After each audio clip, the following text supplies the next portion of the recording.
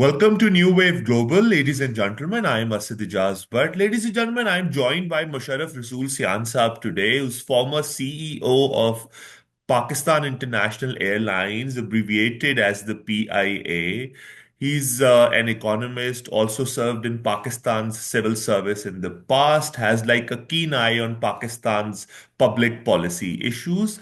I'd speak to Musharraf Saab about the PIA story as it's called in Pakistan these days. Pakistan International Airlines all of a sudden started making a profit. And people who don't know economics that well, people who don't know public finance that well, are kind of wondering why an institution that was making losses, I think perhaps for the past 21 straight years, all of a sudden started making a profit. So let's try to understand and dissect this issue and understand how PIA started making profits and would this be sustainable. But let me first welcome Musharraf Saab. Sir, thank you for joining. Thank you very much. Thank you for having me on your program.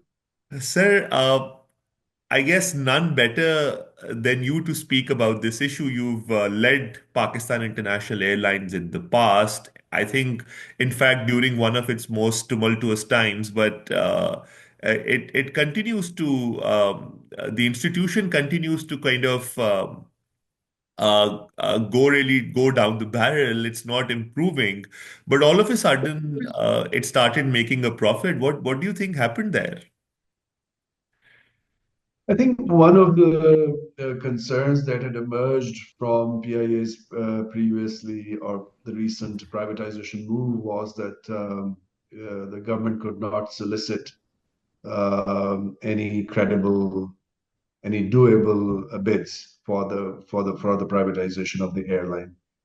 And including myself, many other people had commented on that effort. And one of the issues seemed to be that they had not cleaned the company's balance sheet well enough. They had not addressed any potential investor concerns. There were some issues with uh, information, whether people could have adequate information on the finances of the airlines. So it seems that some steps have been taken to address that. And one would have to actually delve in detail into the company's financial statements, which I have not done at present. But I have an idea of sorts that primarily this is setting up the airline for privatization. And therefore, since there is a holding company that has been set up behind the airline, so many of the liabilities have been passed on to that company. And that means that there are lesser burdens on the cash flow of PIA.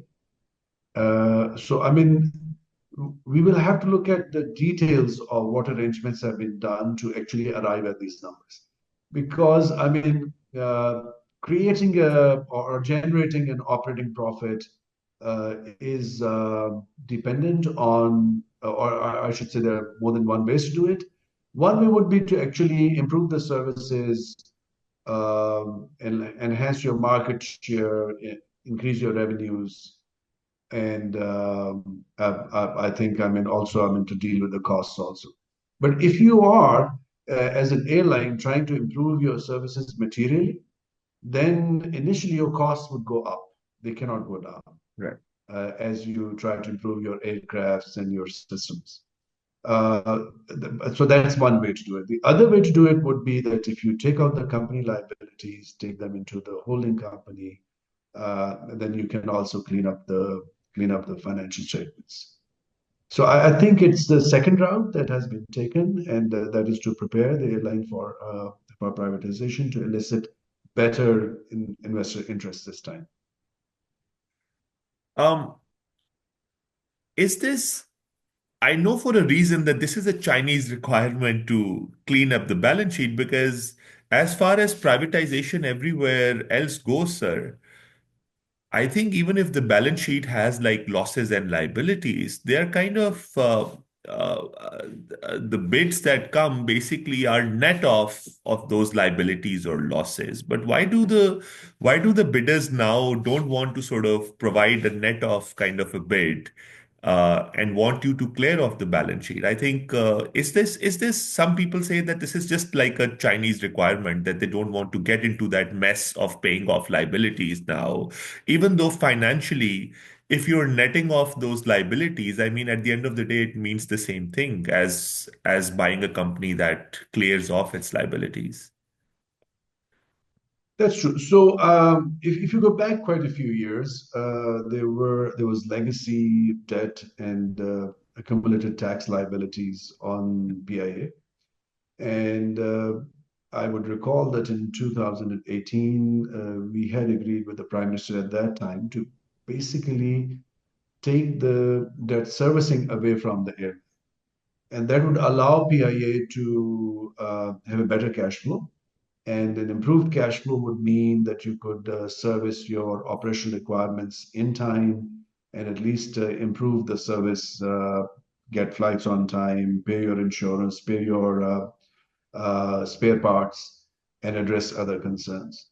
So I think that arrangement has progressively been happening, where many of the liabilities were taken away, and once the holding company was set up, much of the debt and liabilities have been parked there. But in this case, I haven't looked at it in detail as I was saying, but I mean, there is some deferred tax payments and other items, and those would need to be looked at in detail, that how those are being treated. I mean, if an airline, if any company declares profits, one of the things to observe would be dividends for the shareholders. So I'm yet to see if those dividends have been announced or not. Hmm. So it could, I mean, a lot would need to be looked at in detail. But going back to your one issue in your question, that why the government would be doing this would be, I think, to address the previous concern that in the previous privatization attempt, many of the sitting government ministers were berating the airline and at the same time trying to get investor interest. It's not necessarily the cash flow or the profit loss that would concern an investor, it would be a potential market, but also what kind of other, let's say, invisible or less visible issues they are buying into. For example, what would happen to the HR? What would they be able to have a free hand in restructuring the HR of the airline? Try to address it. Try to induct people where they're required and lay off people where they would be required. How would unions be dealt with? So I mean, yet to be seen that whether information to potential investors would be forthcoming on those issues as well. So, government, I think, has been trying to set PIA up for a better investor interest as I think, plan to go ahead with another privatization attempt. So, sir, I think the most important question that I would like to ask and my audience would like to know is that a lot of people started thinking that the holding company was created and all losses and liabilities were parked in the holding company in order to sort of salvage PIA and start running it again. But you are quite unambiguously saying that we're not saving PIA and not the government doesn't plan to run it because people were thinking that, oh, this institution which was integral to Pakistan's identity as a nation is now saved and we would start running it. You are still saying quite unambiguously that we are setting it up for privatization, right? Yeah, that's my understanding. I mean, on the alternative, whether PIA could be run as a public sector entity, I mean, personally, I feel, as I've, it's my position previously also, that is feasible, but that would require several things to happen. Hmm. First, that PIA would need to have an appropriate board to lead the airline. I mean, the PIA boards, as they have been set up in the past, I mean, they leave much to be desired. Second, the legal statutes that would govern the airline need to be majorly changed, allowing PIA to work as almost a private sector entity, which Right. means that the company's management would need to have sufficient autonomy to hire and fire people, to get into contracts, to operate in the market. Then there are a lot of semi-visible controls on PIA from different government agencies, including the parliament, other accountability institutions, even the judiciary. They will have to let go of that and allow it to function as an airline. Because if, let's say, the management is spending half the time dealing with the politics and dealing with the bigwigs in Pakistan, then it cannot really function very well. So it's not only the parking the liabilities that would allow PIA to, you know, become a credible airline, to operate in a competitive international aviation market and provide good services, attract travelers, and turn and go into profits.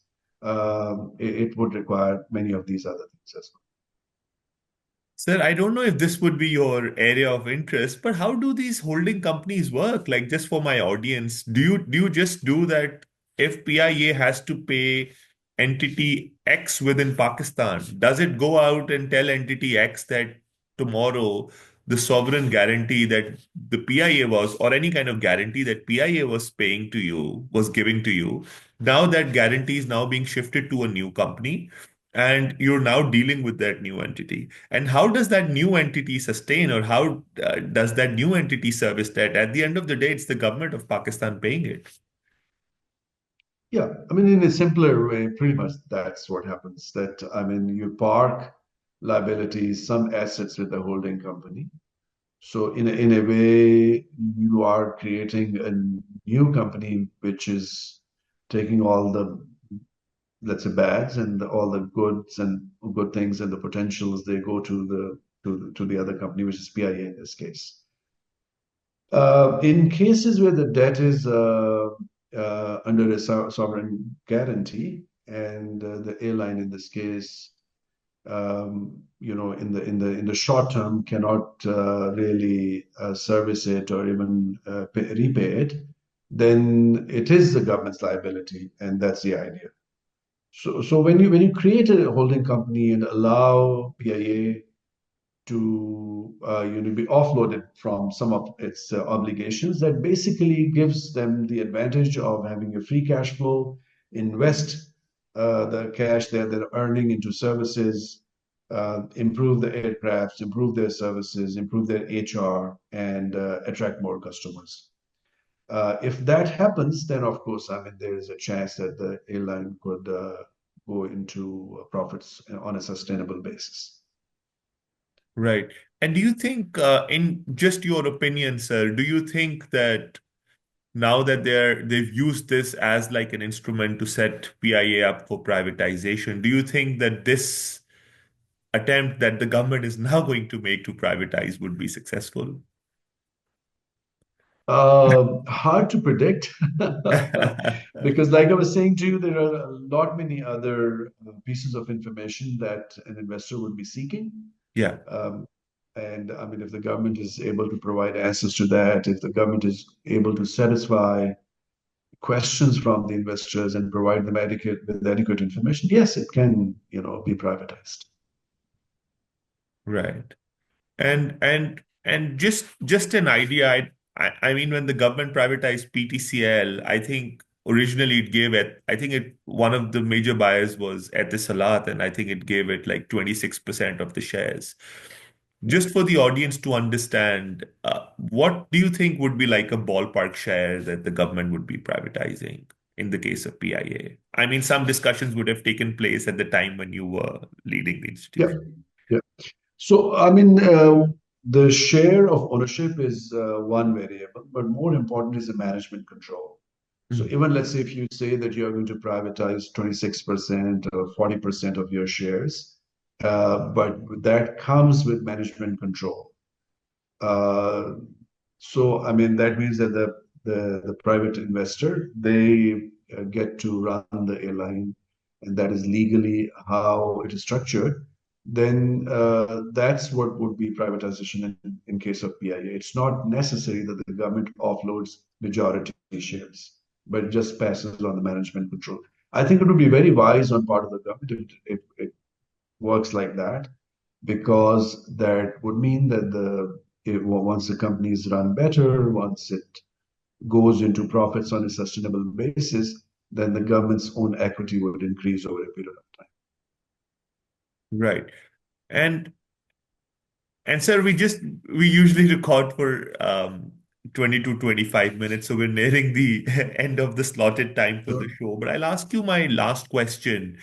Um, so if that happens, I don't know if this is like a correct sort of assumption to make, but I think that the air traffic regulations, the control of the airports also has like a role to play. So if you're selling, if a company, an external buyer comes in to buy the Pakistan International Airlines, I'm assuming that they would want some control over, the airports, because the national carrier always kind of gets priority in the usage of the airports or in the usage of whatever or how they deal with the air traffic regulations. So do you think, and Pakistan was privatizing its airports. I don't know where that has progressed so far, but do you think that a foreign buyer without sort of that kind of access to Pakistan's airport authorities, which would still be run by the government, or sort of air traffic regulations, which would be done by the government of Pakistan, do you think that that would kind of, in a way, um, uh, lead to some kind of a conflict, or perhaps dilute the management control that a foreign buyer in this case would have? I don't know if I was able to explain my question right, but No, I understand. So, no, no, I do understand. So, I mean, in an ideal situation, if let's say PIA were to be privatized and a yeah, private sector controlled PIA were to function in the future, it should operate in a competitive market, which would mean that it should not have a preferential treatment from the Civil Aviation Authority. PIA already has landing slots and a lot of other, I would say, strengths that would pass on to the or continue with the airline. So the new management would capitalize on that. In terms of like rigging the market, I would say in favor of a privatized PIA would not be a good outcome for the Pakistani customer or for that matter, the international customer, because the idea of privatization is that you allow market competition to work in favor of customer by, saying that, who would provide you better services and therefore you can buy tickets on that airline who serves you best. In terms of the airports, I mean, if the airports are to be privatized, which I think would also be happening, then that is to do with the airport services only. Um, but the civil aviation part of it, which would be regulating the air traffic in Pakistan, that would continue to be a government function. right. And there, I think, again, I mean, if you look at the recent history, many of the foreign airlines have been getting a pretty good treatment. And a privatized PIA could actually aspire to that and perhaps get that treatment in any case. Last small thing, sir. Sure. Uh, because the public might want to know this. Where do you think tariffs would go? On one part, you're saying that competition will go up, which usually calms down prices. But at the same time, and also I think there would be a huge inefficiency cost or fat which might be taken away. But at the same time, if a new private sort of external buyer comes in and pays like a huge front-loaded cost to buy the PIA, they might as well want to sort of rationalize the tariff.